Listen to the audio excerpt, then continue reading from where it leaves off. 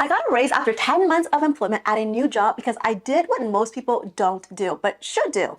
I asked for a raise. Here's the thing about raises. It's not about being the most productive employee. It's not about seeing more patients than your colleagues, and it's definitely not about clocking in those extra hours. The best way to get a raise is to ask for a raise because it's not your employer's responsibility to give you a raise. It is your responsibility to self-advocate. Here's my backstory. I started a new job in family medicine. We were given 20-minute slots for sick visits, treating anything from urinary tract infections to ankle sprains. 20-minute sick visits were a complete breeze for me because I was used to seeing 15-minute sick appointments at my previous job. The problem with me was I was so efficient with my work that I had a ton of free time left during the workday. And everyone in the office noticed this because they would always find me sitting in the lunchroom snacking, literally snacking all hours of the day. You would think that my employers would notice how efficient I was with my patient and give me a big fat raise. Well, instead, they came up with a even better idea.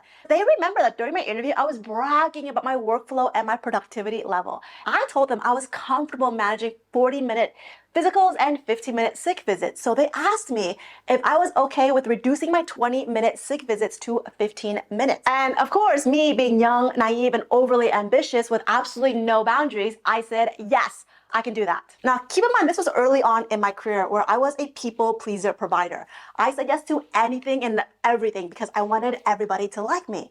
6 months into this new adjusted schedule, I found myself resentful and overwhelmed. I was seeing more patients with shorter appointment slots, and suddenly I felt like everyone was giving me more work. My supervising physician began sending me medication refills to refill on her behalf, and the front desk staff began scheduling emergency walk-in appointments on my schedule. And sometimes they even double booked me on very busy days. Even my office manager gave me more work that wasn't part of my job description. She asked me to order a bunch of medication for a CLS kit, and I've never ordered meds before in my life. But everybody assumed that I was an overachiever and that I could handle all this extra work. So I played along. I pretended like I could handle everything. I took on all of the extra work because at this stage in my life, I didn't know how to voice my concerns, which only made me more bitter and more resentful. To be honest, I was bothered by the fact that my reward for being productive was ironically more work. I was so frustrated by the fact that I was seeing more patients than the other PAs, NPs, and the physicians, but I wasn't getting paid more. This resentment alone wasn't enough for me to take action. Hey guys, quick reminder, press that like button, comment below, and subscribe to the channel for more PA, money, and medicine content. The real blow came one day when I suddenly opened someone else's pay stub. You see, the hiring manager had put the wrong pay stub on my desk, and I just opened it thinking it was mine. But when I glanced down at the pay stub, I immediately realized this paycheck isn't mine because the amount was different than my usual pay stub amount. And then I also noticed that the hourly rate was $2 more than I was making. Now, I should have placed the pay stub back in the envelope, but I couldn't help it. I looked at the name on the pay stub and I found that it belonged to the NP. Let's call this NP Anna. Anna was working part-time for the company and she had a few more years of experience than I did. So it didn't bother me that she had a higher hourly rate. Her experience justified the higher pay. What bothered me was the fact that she was seeing fewer patients, working fewer hours, and she was less liked by the office staff. Yet she was still making a very comparable salary to me. When I say she was less liked by the office staff, I don't mean we hated her in the office. We liked her a lot. She was incredibly friendly. She was super nice, but she was reserved. She kept mostly to herself, working mostly in her office.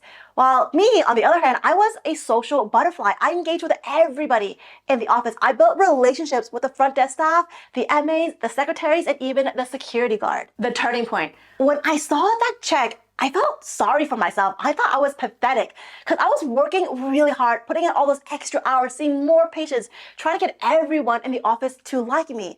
And suddenly there it was. I noticed someone who was the complete opposite of me. She never came to work early. She never stayed late. She always rushed home to be with her family, kept to herself most of the time in her office. And yet she was making more money than me. Then it struck me. I had a light bulb moment. It wasn't about working harder or seeing more patients. We were both exceptional providers, providing quality care to our patients. We both got along with our colleagues. We were both well liked, and we both got our job done on time. but only one of us asked for more money. She simply asked for a higher salary and they gave it to her. From an employer's perspective, I was the ideal employee. I was efficient, well-liked, and I generated more profits for the company by working less, which is the ultimate goal for any business. But despite all of this, I hadn't been earning what I deserved. The revelation. When I finally mustered up the courage to ask for a raise, I was pleasantly surprised by the response. Instead of asking for a very specific number, I just said, hey guys, I want a raise. And they returned with a number much higher than I anticipated, higher than the MP's salary. So the lesson here is don't undervalue yourself. I was aware of my value. My employers were aware of my value, but I never asked for an income to match my value. And the only issue here was that I didn't know how to initiate that conversation. I didn't know how to say, I want a raise. I had mistakenly thought that I needed to wait for my annual review at my 1-year mark to ask for a raise. And it wasn't until I saw that pay stub that I realized, shoot, I have been underpaid for the last 10 months. So the next day, I marched in the office and I asked for a raise. And I got it. The key in getting more money is simply asking for it.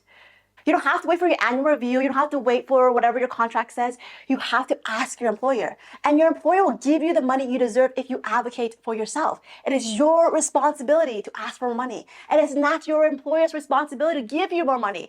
Their responsibility to you is to make sure the business is running. The lights are on, the toilets are working, and patients are coming in. That's their main focus, generating revenue. They're not as focused on your income.